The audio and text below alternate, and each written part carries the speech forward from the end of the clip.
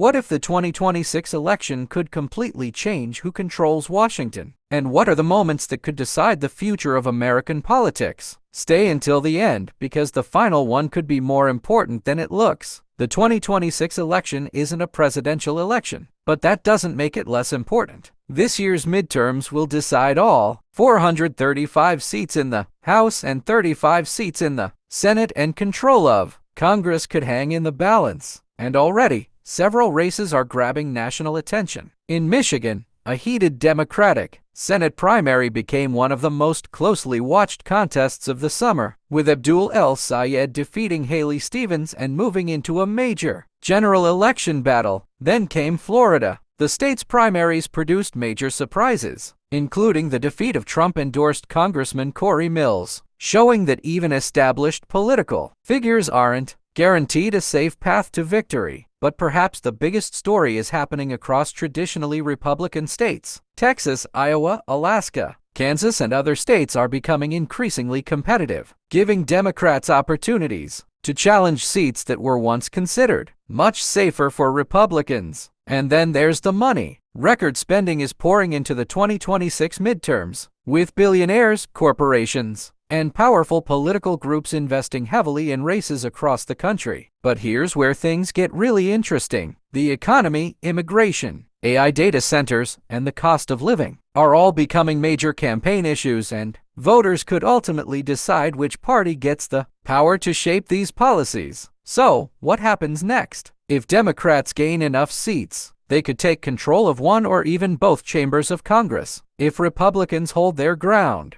President Trump's party could continue controlling Washington. And that is the real question of 2026. Will America keep the current balance of power or completely change it? The answer won't come from one speech or one debate. It will come from millions of voters walking into polling places on Election Day. And when the votes are finally counted, America could wake up to a very different Washington.